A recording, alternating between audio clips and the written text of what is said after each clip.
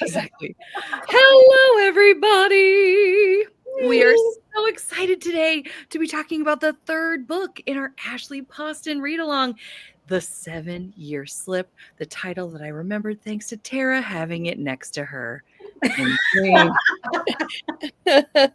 Very grateful. Glad I could help. No, she's always so helpful. I love it so much.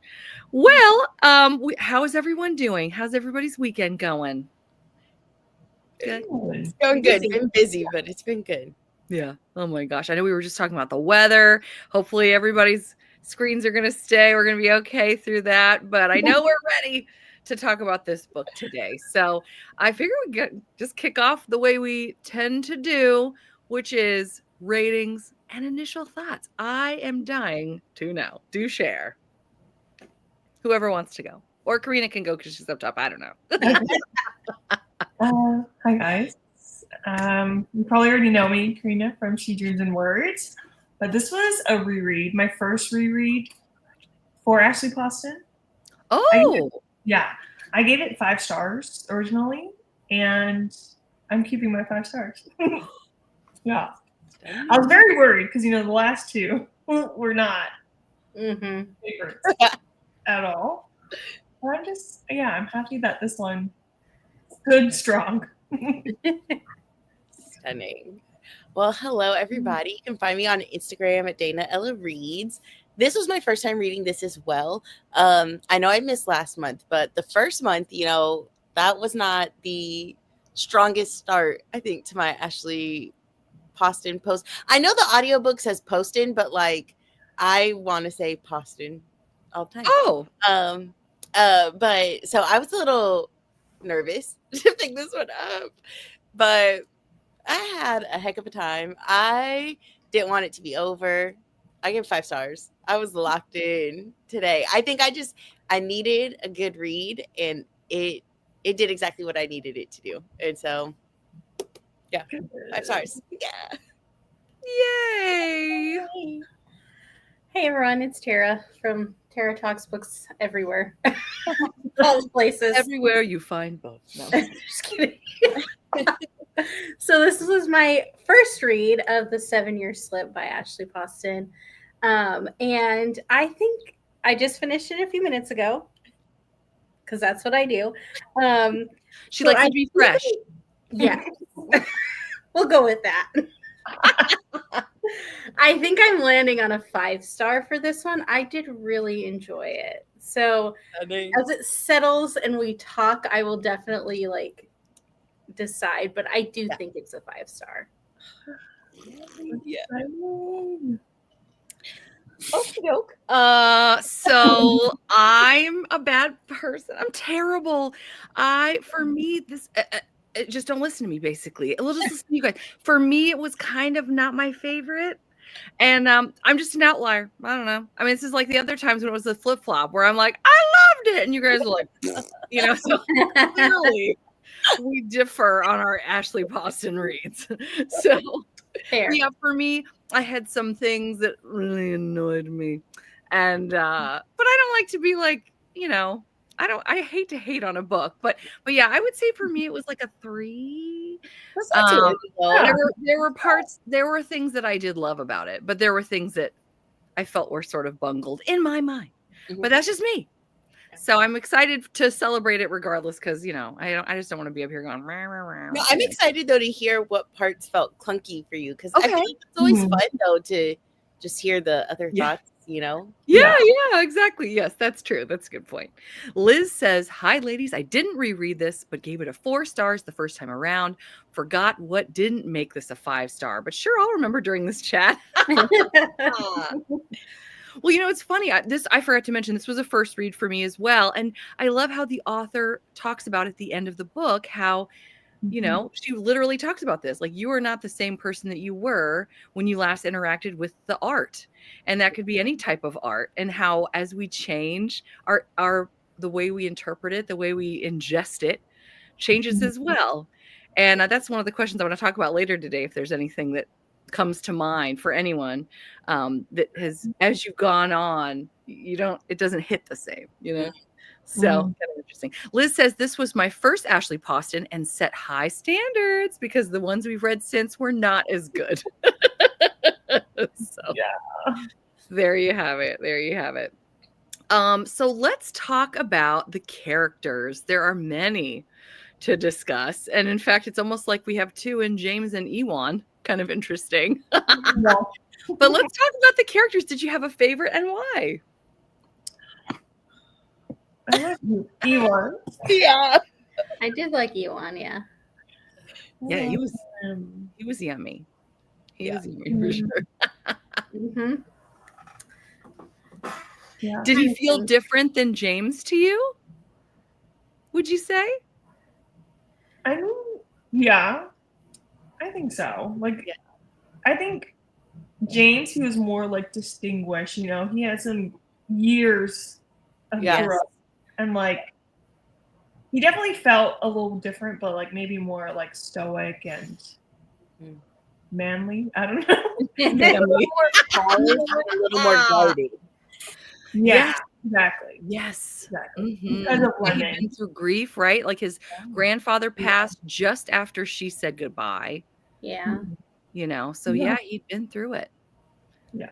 So yeah, I found that pretty interesting. Yeah.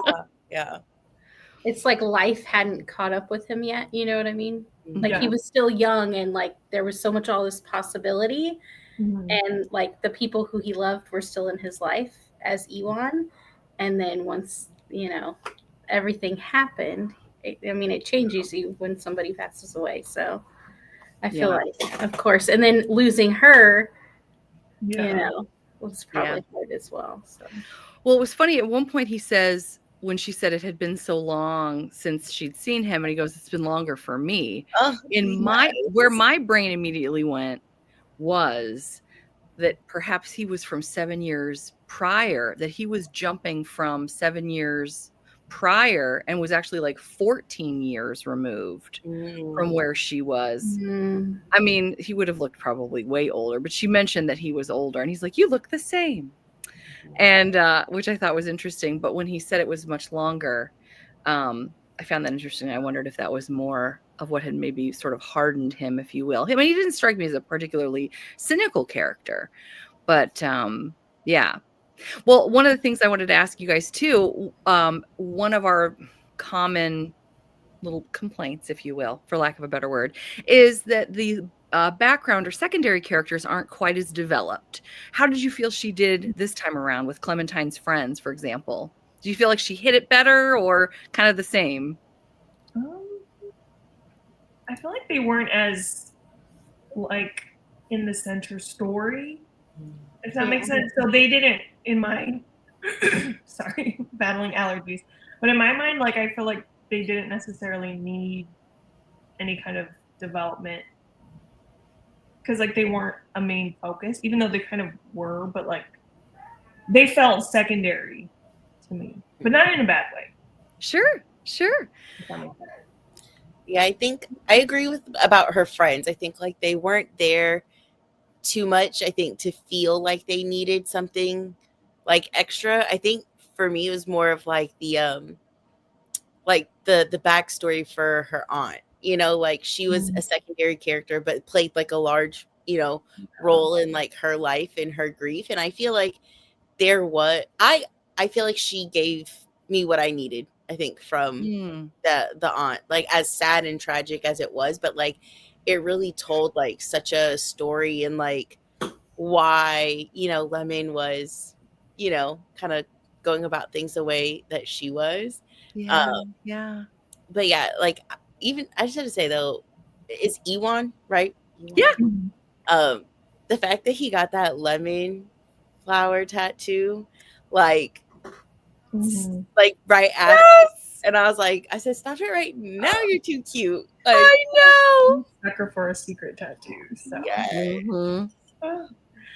I loved that scene when she's counting the tattoos. That was terrific. I was like, I like when she noticed it and she's like, when did you get this one? Oh yeah. Because he didn't have it the first time because It didn't happen yet. Right, exactly. Oh, yeah, I love that. But that was where a slight in terms of like the secondary characters, that's where I sort of felt like the story got bungled a bit for me because it's so tricky to go from one timeline to another and keep the tension going. And I felt like we'd have this great tension going, and then we'd step back into, especially when we were interacting with her friends, it was like, for me at least, it ground to a halt. Like even when her friend's going to go into labor, I was just kind of like, I don't really know them. I wanted to go back to the story and see, like, when that cliffhanger when she hugs her aunt. And then it's like we go to like the friends and they're having drinks. And I'm like, no. Look, I need something other than you guys. I don't even know you guys. Like, you know what I mean? So that was like, there was like, for me, there was a pacing issue too. But I felt, again, just like the other two books that we've talked about so far, the secondary characters are never built up to the point where they're very compelling, at least to me. So, yeah, I don't know. Liz, I would have liked more from like the backstory of the aunt and what is her name? Is it Nessa? Was that her name? Vera. Oh, I'm bad. No. Vera. And like how it's kind of how they connected, and I guess a little bit more from them, but I don't know. Then it would be a really long book, maybe. Yeah. Maybe like a little prequel book. Yeah, a prequel story. Yeah. Right. Yeah. What did you guys think of Vera and the relationship that she had with, as she referred to her as Annie, which I thought was a cute nickname for her? Yeah. I thought it was really sweet. Yeah. Although I don't know how understanding I would be about this, time warped apartment. Like, I don't think I would necessarily believe it, but I feel like Analia, that's how you say it, right? I think she was just so accepting of it, like right off the bat. But I thought their connection was really sweet. The one thing I did like wish we had more of, like, learning upon the reread, is I wish that we got an interaction between Ewan and Clementine, like knowing who his mom is and who her aunt. Like, I wish they kind of had a conversation. Yes. About like their love story, and because does he even know her aunt is her mother's love? Like, He did say that that's why she gave, initially he's like, oh, she gave me the sublet because I knew her. So like, I don't think he knew, because like she's the gravity of that. Oh, right. Yes, right. He did not. See, that was another thing that was sort of bungled for me, because she gets this letter from Vera. She goes to the apartment, and I was wondering too, I'm like, are we going to see a picture of Ewan? Like, is this where we find out like Ewan is somehow? And she looks at it and they're like, oh yeah, by the way, he's related to me. Oh, cool. And I was like, that's it? That was the big reveal of, oh yeah, I guess I should have known that, I think she said. I was like, okay. I feel like for her, like, I feel like that hit her, but I think for his mom, like, she has no idea that, Lemon and Ewan have this like romance going. So I think it was more of like a her thing, and she's kind of, I feel like she's probably like, I'm not about this, like, but like, it's very interesting. One thing that I did think that was like a little, I was like, this is odd. Like, when he did find out that Lemon's aunt had passed away, I just would have thought for sure he would have told his mom, just knowing that, like, hey, that's your friend. Even if he didn't know like the backstory of like there, like, I would have thought that he would have, like, just like, hey mom, like, you remember your friend that, I stayed at their apartment, 7 years ago? Like, I don't know. I would have thought like he would have relayed that information, but alas, he did not. But, but then we wouldn't have had our little reveal, of like who he was to Vera. But I really actually liked how connected everything was.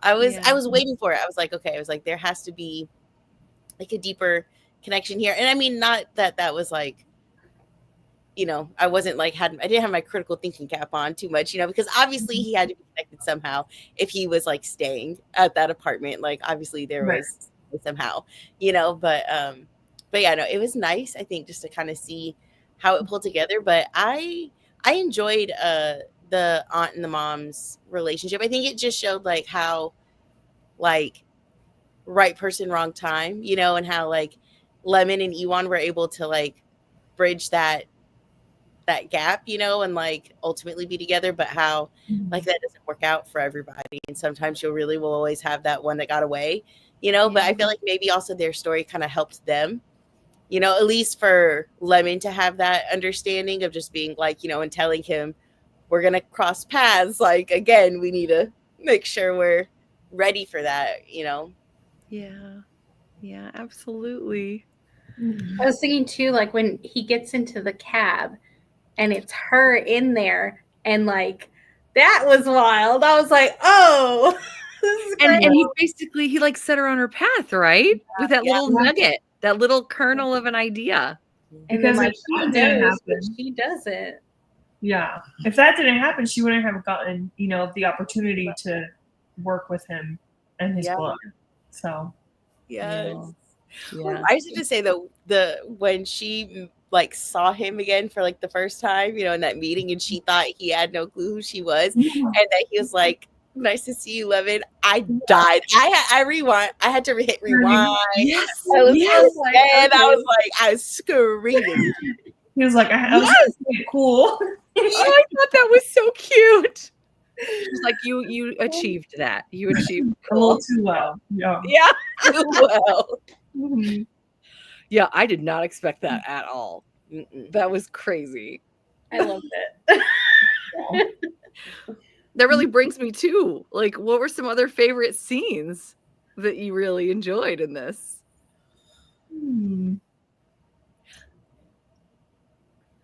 I liked when he took her to his friend's fajita truck. Yes. And they had no idea that her name was Clementine, you know? And then they were just like, yeah, you know, he was all hung up about some girl years ago, Clementine. And I was like, I would have evaporated from the face of the planet. Also, loved when he, you know, turned her down, but when she went back to the apartment, things happened, you know, and then when they saw her like the next day, Oh my gosh, yeah. at first he's thinking she went out and found somebody else because it didn't happen between them, and then he realized, he was like, I said, oh. I like that. Yeah. I was with you anyway. Oh my. Yeah. She's like, and this morning. And I said, that's right. I said, go ahead, Miss Mamas, because I love this for you. Oh, that was good. My favorite scene is towards the end when he meets her at the Van Gogh paintings. You know, Yeah. like, he told him that's what she does every year on her birthday. Yes. I loved it so much. Oh. Yeah. Thank you. So good. I like that whole scene just with her friends too. Not only him, but like her friend gives her, you know, the box she threw away, and like I just like that it kind of like wrapped up pretty nicely right then with everybody. Okay. Did I miss that? Okay, because you are making me remember. One of the things that annoyed me, and I must have just missed it, when she threw away the thing from her aunt, and then it was like covered in like lo mein or something. So she got it back? She was looking through it, and then it wasn't there. So I'm assuming her friend grabbed it out of the trash. Yeah, Drew said she grabbed it when she saw that it was in the trash. Yeah, she was like, I hope it's not overstepping, but like I just couldn't let it, you know.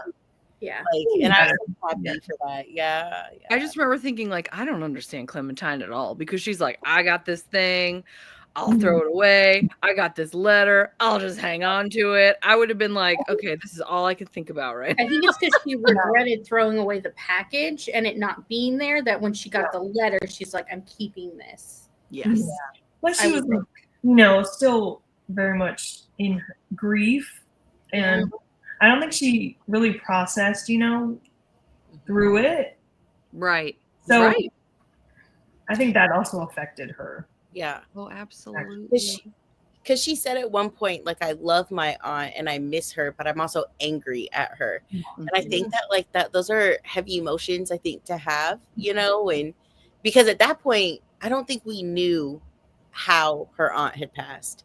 And you know, and then when you know the reveal comes with that, and like as it goes on, and when she's like, you know, those are emotions that people, you know, deal with, like and then I think you feel guilty, right? Like when you feel angry. Or the regret that she felt potentially of not going and dropping her job and going on the Iceland adventure, or like changing it, because her aunt called her right before that she passed away and was like, hey, let's go on this trip. And she's like, I can't just drop work.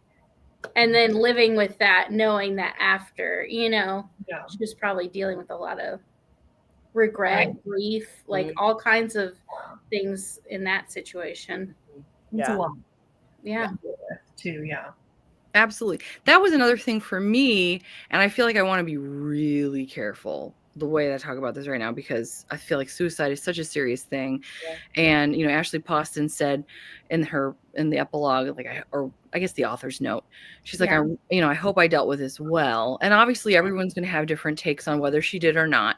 But for me, I didn't feel like it was dealt with all that well. And maybe because I would have liked a different outcome. I read a book not too long ago. It was a YA. It was about a girl who, if she kissed them, she would see how the relationship ended. And it was a really fascinating read. And one of this guy she falls for, she kisses him and knows that they will end because he passes away.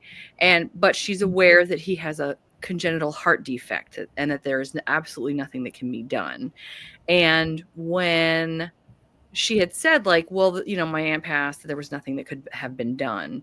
And then to find out how her aunt passed, I felt like, well, that feels like things could have been done. I don't know. And again, like, I feel like this is a really sticky, tricky thing to say, because for me at least, I felt like it would have probably completely changed the tone of the book. But I would have loved for this to have been more personally as like a women's fiction where, you know, there were more elements with the aunt, or like a way to heal from that. But I know Ashley Poston was dealing with that sort of grief from her own family.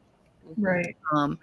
But yeah, I mean, you're right. She was angry with her, and she talked about multiple times the monster on her shoulder. And, you know, you would hope somehow that I just put myself in that position, and I would think, well, if it were me, I would have tried to at least figure out a way to get help if I had known, to try to prevent it. But again, that would have been a completely different book, I suppose. It wouldn't have been a romance. Yeah. I think it was like, you know, like kind of with that, like from the viewpoint of sometimes we never know the things that people are struggling with, you know, and how it's like, you know, how she was saying, like, they didn't know, like, you know, and how her aunt was able to really hide from everybody else, like what she was dealing with. And so, I'm assuming, you know, and like you said, it's a tricky thing to really talk about. But I'm assuming like that was kind of like the reason why she said nothing could be done was because like they were unaware that she was struggling, and the help that they could try to get her, you know, because none of us know, you know, the silent battles that people choose to keep to themselves. And, you know, I do like though that she did put in her author's note, like, if you are struggling with anything, like, please call, please reach out, you know, like there are people that can help. But I feel like it's a very sad part of what happens a lot in the world, you know, of just sometimes we never know, and you're left with like the aftermath of something, and then probably dealing too with like the guilt of feeling like I should have known. Because I think, you know, you hear that a lot, I think, from people just saying like, well, I should have known, like I was around them, I should have known this, I should have known that, why didn't I, you know, like angry at yourself too, maybe like that, why didn't I pick up on like signs or and then I even think she looks back too on like her aunt as a whole, and like kind of sees a bigger picture of like she didn't notice it at the time, but as she goes back and she looks at her, she's like, oh, she did kind of always have this, monster on her shoulder. But at that time, she was younger and, wasn't maybe noticing it. So, I don't know. Yeah. It's Yeah. very weird. Yeah, that is. I'm glad you guys said those things, though. That helps me sort of process the story. Liz has said something hilarious I do not want to miss. Right. She was cheating on him with him in different times. Get it, girl. She likes him at various ages. Yeah. I love it. Yeah. Oh my gosh, I love it so much. So I've got some questions that I cannot wait to hear what you guys have to say. Okay. Sorry this is so wordy, but I couldn't think of a better way to put it. The apartment can only travel 7 years into the future or the past. If you were going to go into it, would you want to travel to the future or the past? And who would you want to meet? Oof. That's a big one. That is tough. Because, like, okay, right. So, like, Ewan, he at least knew what he had to look forward to. But he also had, like, if he was going, looking towards the future, like, he knew what he had to look forward to. But he also, like, that was heartbreaking when he was like, when he said, like, it's been longer for me, and how she felt like she's been missing him for weeks. And he's like, yeah, I've been missing you for but then on the other side, like, for her, it's like going back to meet somebody in the past and, like, then not knowing if the person, like, now meeting him in the future and be like, you seem very different. And I don't know. That's tough. Yeah, that is tough. I would go in the past so I could buy some stocks. Okay. I would also say the past. Yeah. I would like choose to like meet a family, that's yeah. Yes. Yeah. That's why I love that scene with the hug, and I was like, I want more. Like, I would have loved to. Because people don't get that moment, with their loved ones who have already passed. So that was emotional. Yes, truly.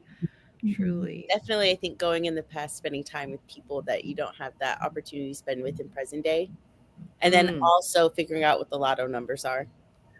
Powerball while you're at it, There you go. I love it. Oh my goodness. Well, I do have one question then. If Tara's still thinking, I'm not putting you on the spot, Tara. If you don't want to answer this, you don't have to also. I'm just thinking. I just have to, because talking about James versus Ewan. If you're James and your whole thing is restaurants and like school me guys, would you make a restaurant with super bright lighting and think, it's great, super bright lighting in my restaurant? I was wondering if it's getting pretentious. But I also haven't been to New York, so I don't eat at those, upper scale places. Same. So I don't know. I was gonna say, I have no experience, I think, to be able to add to it. But I feel like he was, I think, Karina, you just said it, pretentious, right? Yeah. Yeah, like I feel like he was trying very hard, I think, to be somebody that he felt was worthy and like notable, because even when they had that flash to the past where like he was like, well, there is this like opportunity to maybe to get to be a line cook, and she's like, yeah, go for it, and he was like, I haven't earned that yet. I think like he's like dealing like that imposter syndrome, like not feeling like he was worthy enough. So I think kept trying to push, but then also like, they've crossed paths a couple times. She had no clue. I think he just was always trying to be somebody that was like maybe like worthy of her to take some time to notice him.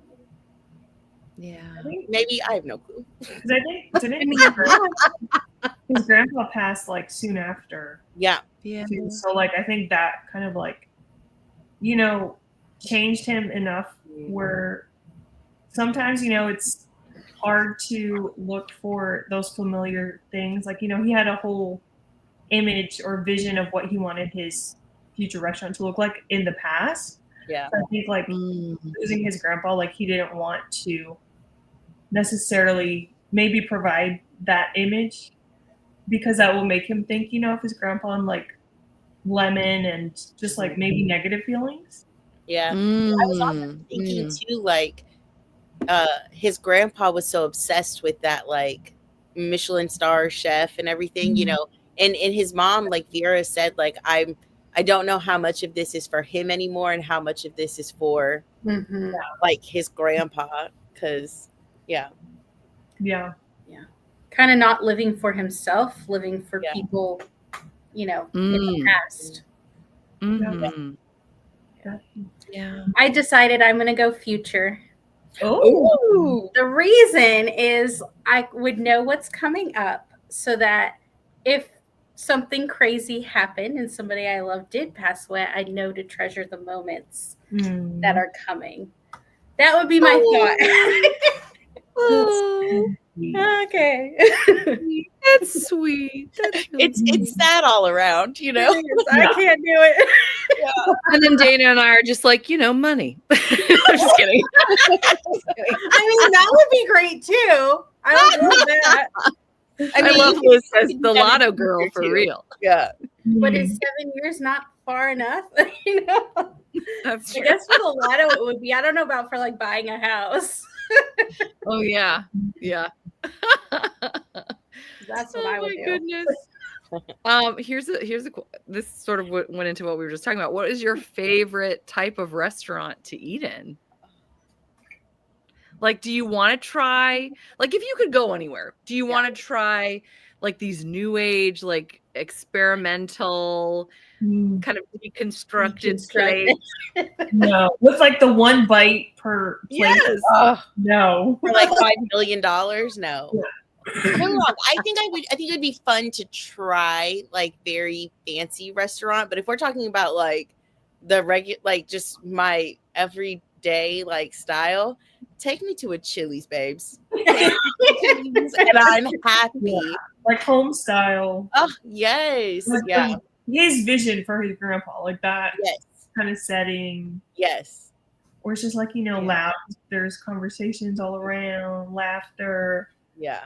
Could you imagine going to like, I feel like those restaurants, the new age, just like it's silent. Yeah. People are whispering to each other at their own table. I don't know. My cackle would not be welcome. Like they'd be like, ma'am. Have you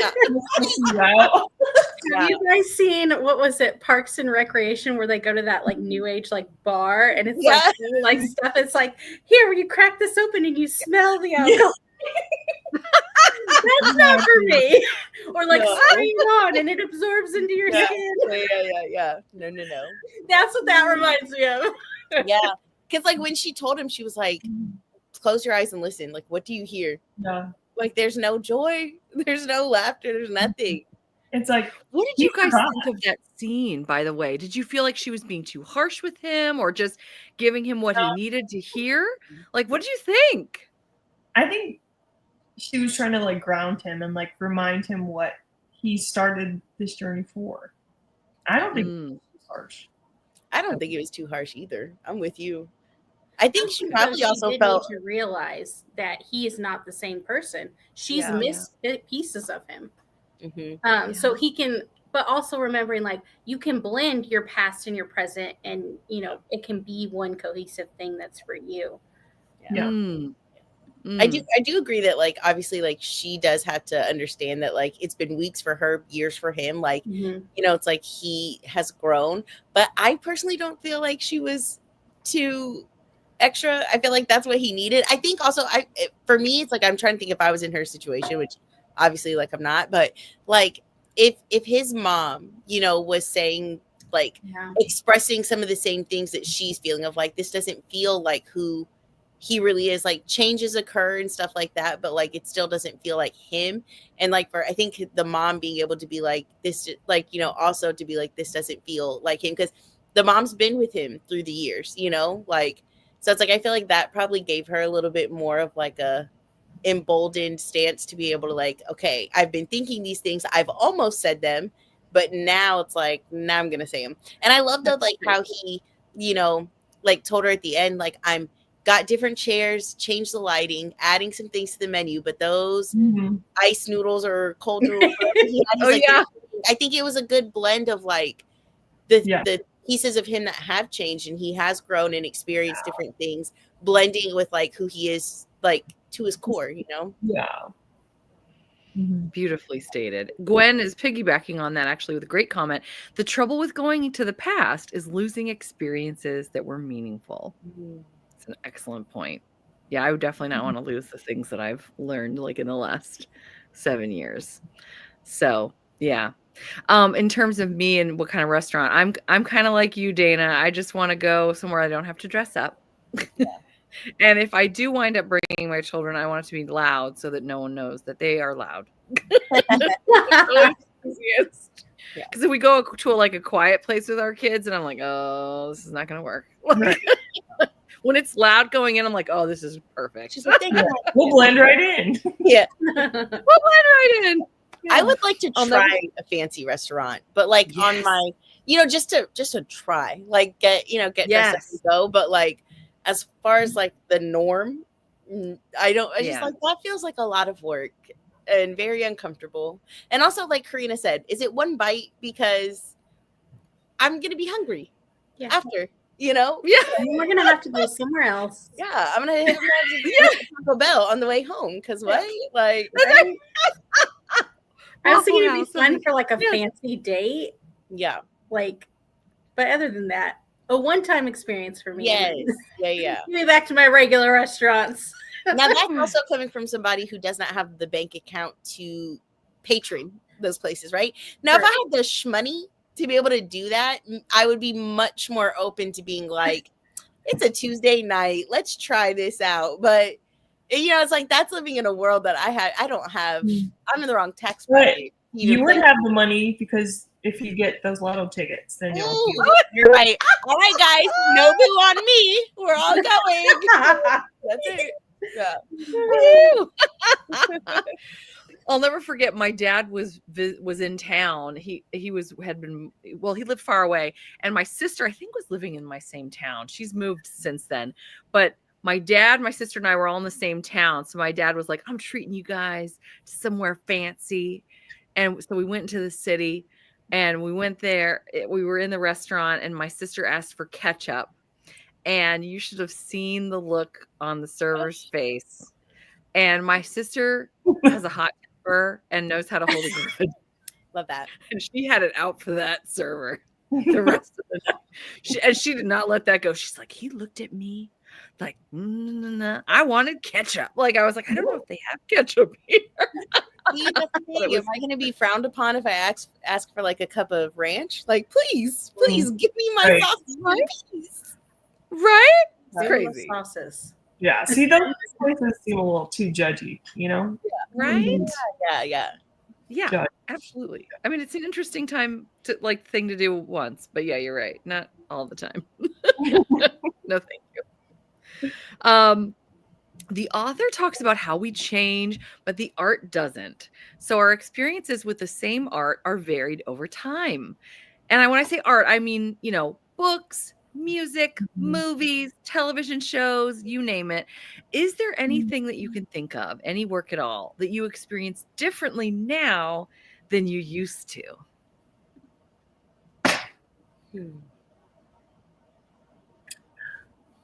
I feel like if it's a favorite of mine, like it's such a comfort. So I can't think of anything that isn't as enjoyable, like, upon the 500th watch or I'm not at that point for anything, but you know what I mean.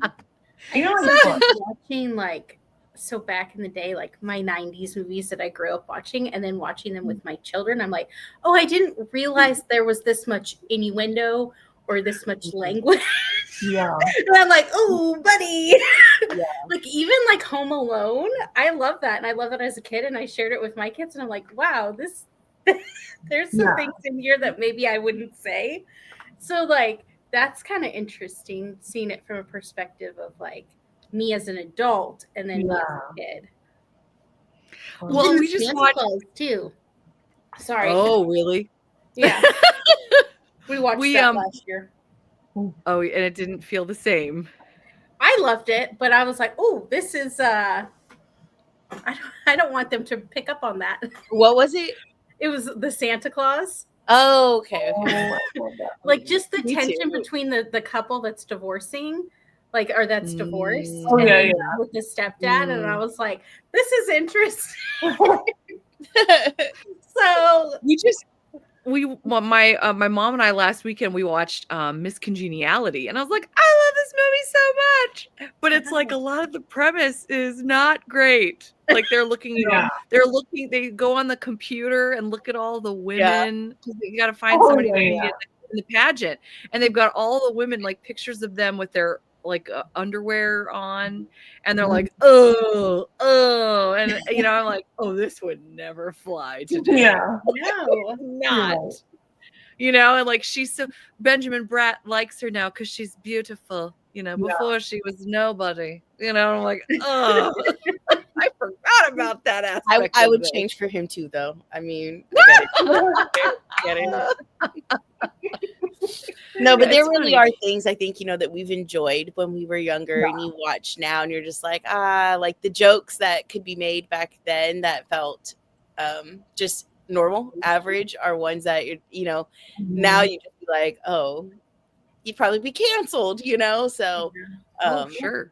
But I do love the idea of like how something like for an author, like when she put that in the note of just like, who I was when I wrote this 6 months ago is different than who I am now, and this will stay the same if you ever revisit it, but like I won't be the same. And I just think like it's a good thing, I think, to remember, especially for people who put art out in the world, is that like I think sometimes we don't allow people the room for growth. Like I think like be a pretty harsh society these days with the cancel culture and stuff, and like I think there's like a duality to it of like saying like you were wrong and saying you want people to change, but then not giving them the opportunity to change, so it's interesting. It is. And what you just said about things, it just reminded me, we've had many conversations in the historical romance community over, for example, Lisa Kleypas, who has redone quite a few of her books. And there's always these, some people love that, and some people really get upset about the work being changed, that it should stand as is, and that an author's note at the beginning just to explain, concerns that they might have had is best, whereas, the other school is, they're all saying, yeah, make it more, more about palatable for the time. Yeah, palatable. Yes. Because a lot of the things that she changed, just off the top of my head, have to do with consent and issues with consent. Like the earlier bodice rippers type issues with consent, and so she rewrote many parts of her books, to reflect that updated feeling about consent. But it's interesting to have that conversation of, should you change your work or not?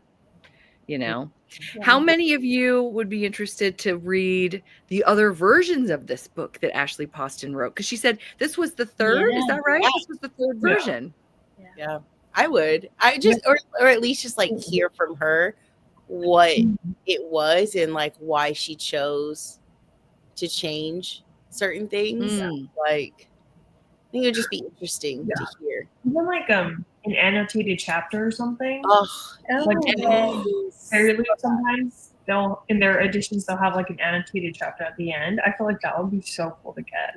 Like, I would love that. That's it. What she said. That's what I would like. Do that.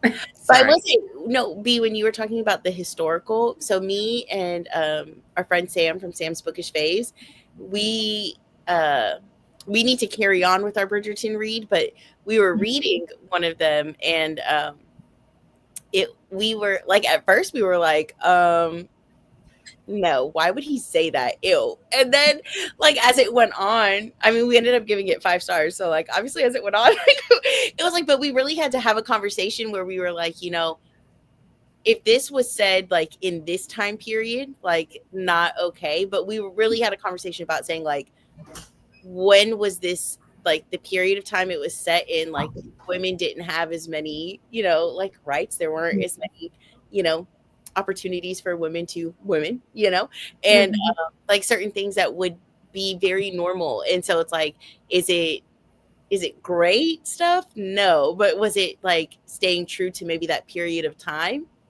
We were like, yeah, probably more closely resembles that period of time. Not saying that changes don't need to be made, but we had to have that conversation of saying like, because we hadn't read many historicals, so it's like we were kind of like going through that in time, just being like, what did you think of that? And like, we really went from being like, I hated it, to still being like, wasn't great, he said it, but now it's like a little more understanding, I guess. But yeah, I'm curious which one it was.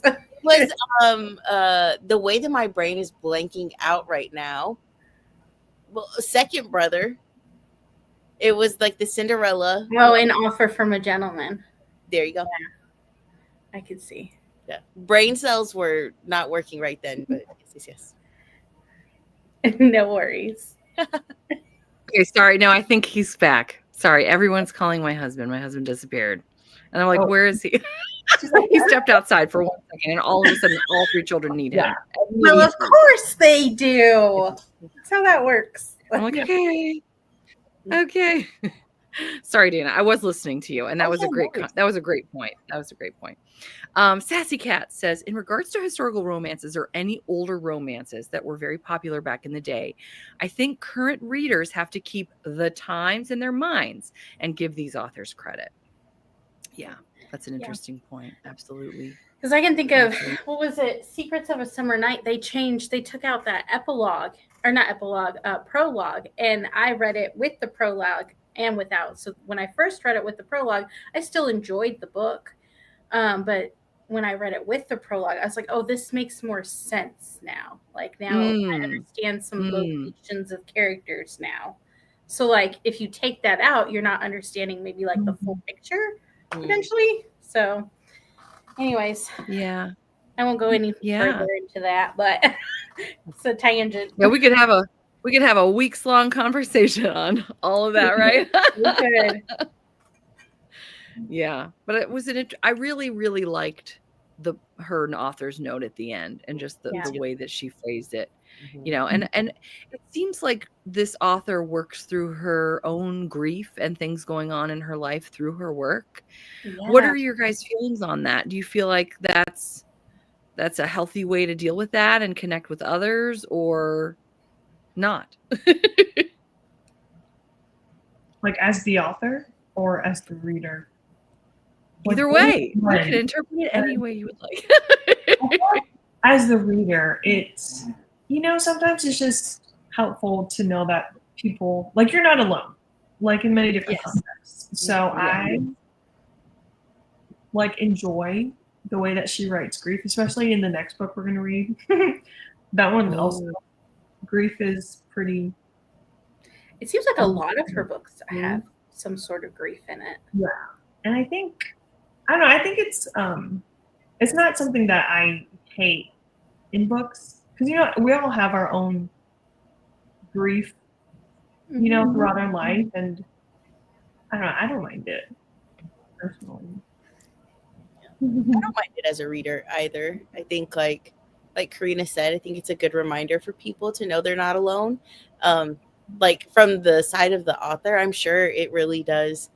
I'm sure it can be cathartic. I also think of like Abby Jimenez, like she always has an author's note, that connects some part of the story to her real life, whether it's something she's personally facing or somebody she loves is going through something. And so, I don't know. I think you'll never get everything perfect all the time, like on handling certain situations. But I think, everybody, like people go through things, and everybody can go through something and still come out with like a different interpretation of it. And so I feel like as long as they are respectful as they can be, and just like telling like their perspective on it, I feel like, you might not like always love like the way they do it, but I feel like it's almost rare, I think, for it to be like, wow, you really, really, really, really, really, really messed that up to the to the eons, or at least hopefully it doesn't get through editing till, you know, where we're at. But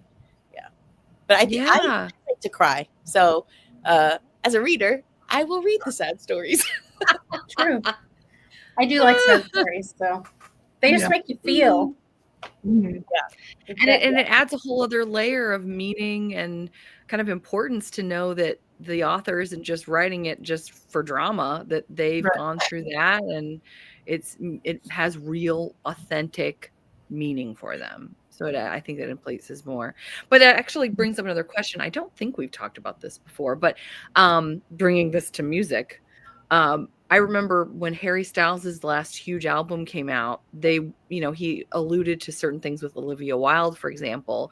And there were people that were commenting when they were reviewing his album, they were really disappointed that he wasn't more open about his life. And they felt like a lot of it wasn't authentic necessarily to him.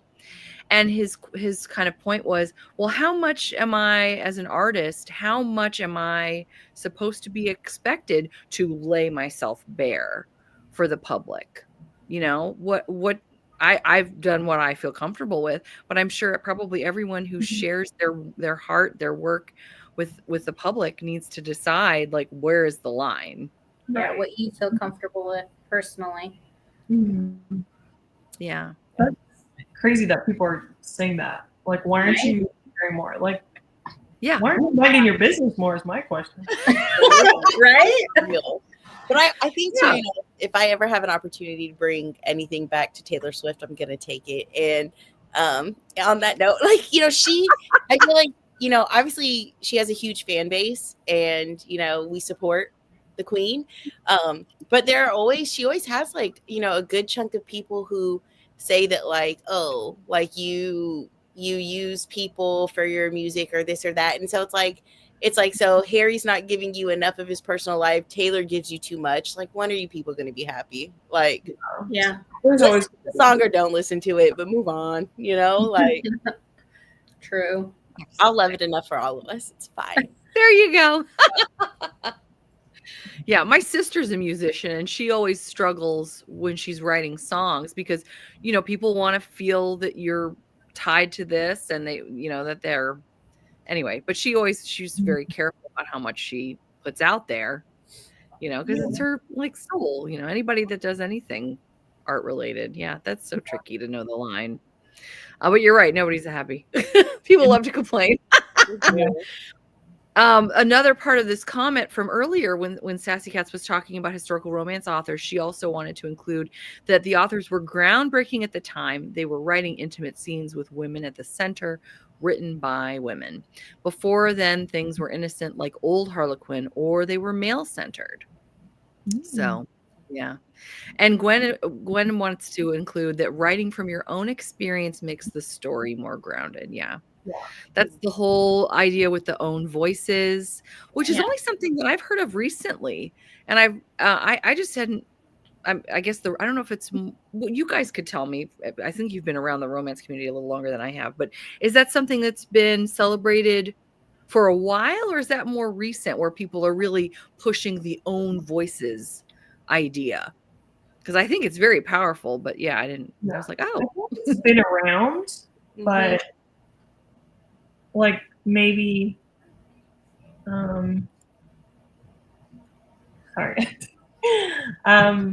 Yeah, I feel like I've heard it for like some years now. Okay. But I'm wondering if maybe readers don't know that it is an own voices story, so they're not like voicing that because they just don't know. Yeah. You don't know unless you're doing research or you hear other readers like mention it. Yeah. I've heard, like Karina said, I've heard the term for some years, but I do think sometimes people don't know. The one that comes to mind is Chloe Walsh with The Boys of Tommen. I've yet to read any of those, but I know the most recent one, like, she was coming under a lot of fire for that. And she already is very, you know, like, removed from social media just because of, like, you know, people sending like hate her way. And so this just compounded onto it. But you know, she did like say something about, like, you know, you guys don't like the way that I handled I believe it like a character was experiencing abuse of some sort. I'm not sure the nitty gritty of it, but and she said, you know, I wrote this from my personal experience, so it might not resonate with you. She was like, but this is what I experienced. She's like, and I put it on page, you know, like, you know, or like shared her own story through these characters. And so I think, like Karina said, like sometimes I think people can be very hypercritical and not realize like the own voices aspect of like everybody's journey is not the same. And like it's very brave, I think, for anybody to put their story out there. Now, don't get me wrong, there are times I think where people can go too far and be like, all right, this might have been your experience, but this was, you might have went a little too far here in the art that you put out. But I think like the own voices thing is really important. But like Karina said, I don't think people always realize, you know, which maybe Chloe had never had the intention of ever admitting that it was own voices. Maybe she was just writing it for her own personal, like, you know, therapy. But then with the backlash and stuff, maybe, you know, that might be what propelled her, you know, just to open up, because that's a very scary thing.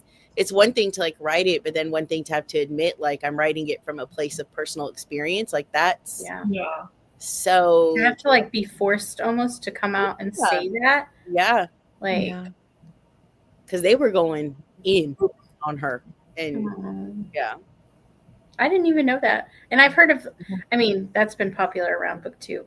It's not something I'm going to read because I know it's a giant, the books are huge and I'm scared of huge books, let's be honest. But I didn't realize she was coming under all of that scrutiny. Yeah, I had heard that. Yeah, that she was kind of putting them through it. And she's like, well, this is something that actually happened.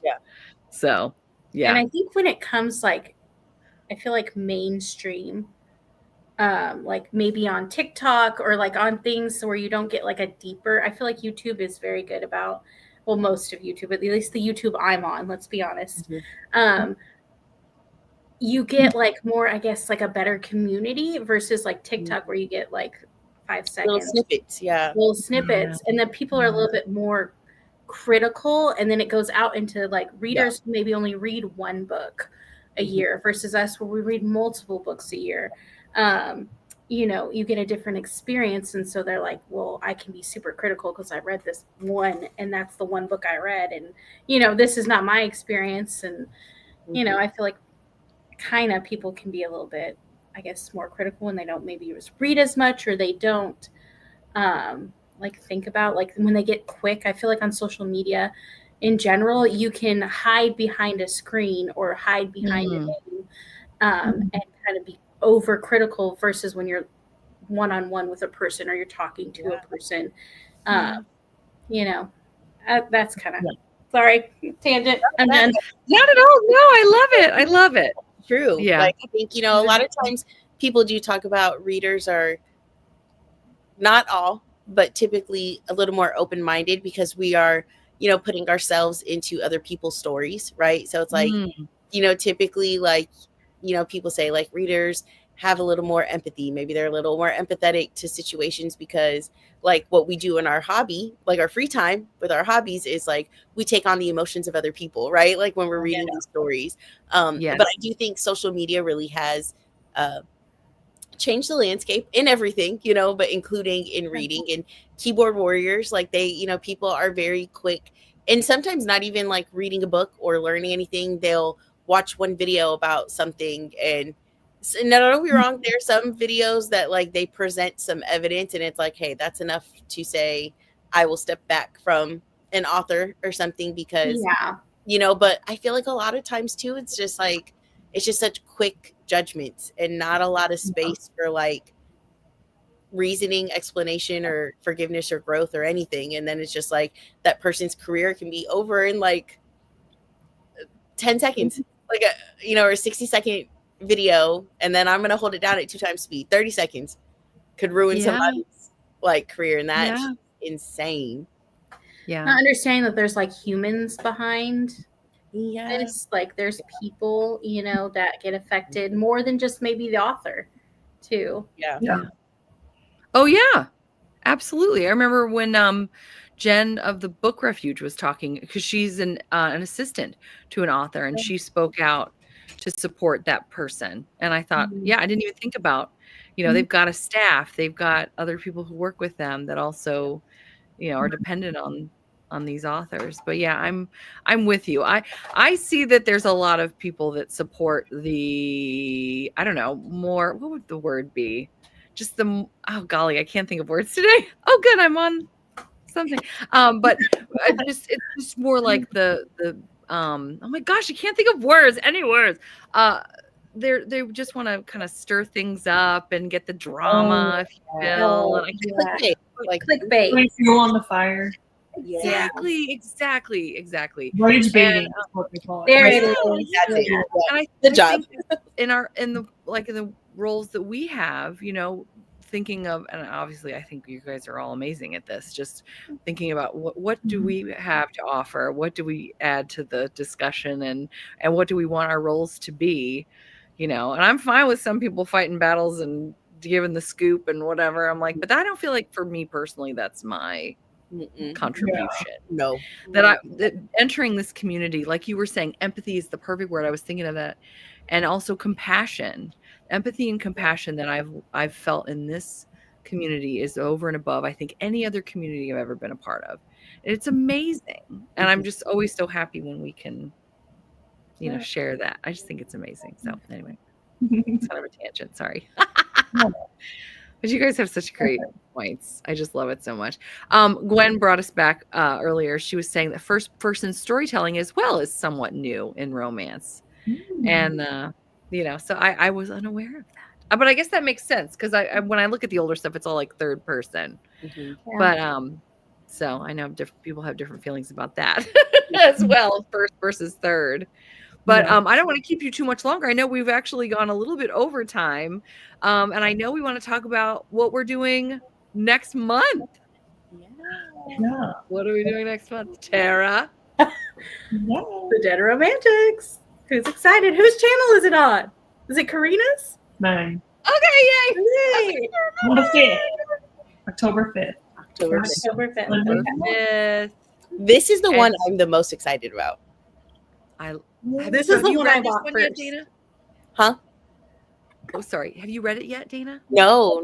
So I had not read any Ashley Poston going into this. So all of these have been, well, I still haven't read last month's, but after the first month, I was like, if I can't make the line, I'm not going to force myself to read it. There was just a lot going on with work at that time, but I do want to read it just so I can say I read it with the Swoony Scone Society and got it knocked out. But the next book, this is the one that I was very jazzed to read. Same. I will say, I noticed on my reread that there is a little crossover moment. Ooh. Characters, so I have to make sure to bring that up.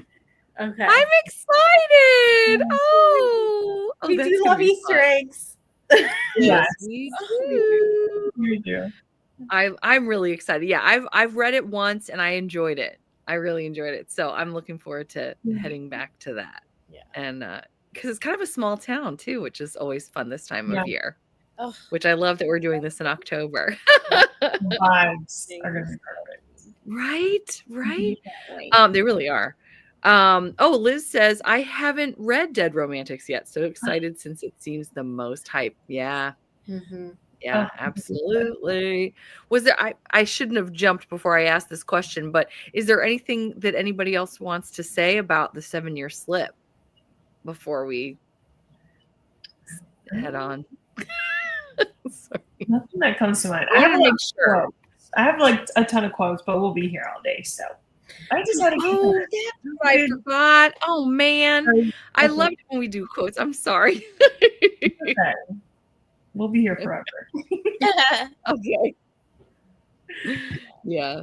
Oh my gosh. No, you want to share one? Yeah. Oh, sorry, Dana. No. I was gonna say, I was like, I stand by my 5. I'm gonna keep my 5 because sometimes in the conversation it yes, but I think I'm gonna stick with it. I just had a good time. I think this was the right book at the right time. I haven't been nice. I've been, coming out of a slump and then just like really busy with like life things, and so this was just the perfect one. Good. Oh, yay. What about Tara, Karina? Any thoughts on your rating? Is it staying or changing? Solid 5, yeah. I don't know. I'm like torn. I might go a 4 or a 5. Because I'm really torn now. I don't like, did you feel the 5-star vibes? Or That's was it just you important. coming off the book? Right. Let it settle. You know, Yeah, that's I'm gonna let it settle, and then I will. We'll be obviously stalking the put it on Goodreads. Goodreads. yeah. Did you There have you a go. quote, Karina? I One, like, do Yeah, have did one. you? I saw you grab your phone. Hit us. I do have one that's like related to books. I think we all can relate to this one. But Oh, I can't wait. it says, I loved how a book, a story, a set of words in a sentence organized in the exact right order made you miss places you've never visited and people you've never met. Oh, I love that. love it. That's on page 15, apparently. So it's very early on. They're so good. Yeah. I love it. That's so cute. Yay. That's so fun. As Tara and Dana are glancing, I'm going to read Sassy Katz's comment. I've only read 2 Ashley Poston books, Dead Romantics and The 7-Year Slip, and I prefer the first book. Okie dokie. There you have it. Good to know. Yeah. I'm excited for the Dead Romantics. Same. Yeah, me too. Me too. I'm looking forward to heading back there. It's going to be a fun reread. Yeah, I'm curious. So. I might read the author's note first. And I will say, for anybody that's looking for more along those lines, where did I put it? And I rearranged everything, and then I can't. Where is it? Sarah Reddy does a series called the Ghosted series, where it's a 4-book series. It's one of my favorite series of all times. And the first book in the series is very similar to The Dead Romantic. So if you're looking for something along similar vibes, highly recommend Sarah Reddy's Ghosted series, which starts with that book. Okay. The Ghosted book. It's called Ghosted. Oh my gosh, I can't talk. I'm glad that we're about done. Wait, this is very random, but isn't there another series that you love that's like time traveling? Oh, the parallel. Yes. Parallel? Yes. Okay. I keep telling myself I need to read them because like I remember watching a video of yours and you were like, this is it. This is it. Okay. So Yes. And the Sarah Reddy series too, especially book 3. I mean, all of them are really good, but oh my gosh, it's so good. I've had people like, I'll tell people and they're like messaging me while they're reading, like, like they're just, they just get so excited. So yeah, I couldn't help myself because again, like it just, the Dead Romantics and Ghosted really reminded me of each other. But they're both fun and they're different, but they're similar. I don't know. That's terrible. I'm going to stop talking. They're different, but they're maybe the premise is similar. Yes, thank you. Is it like if you liked this, read this? Bingo, Yeah, 100%. there it is. Perfect. We've got a ghost hero, essentially. Okay. So yeah. So anywho, well, I think we've pretty much done it, right? Everybody, are we feeling good? I'd say so. Yeah. Okay, I just want to make sure we leave it all on the field today.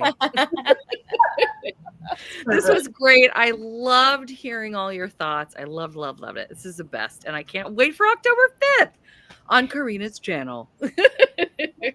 Yes. Yay. All right, guys. Well, have a wonderful week, everyone. And we will see you in about a month. It's true. Bye.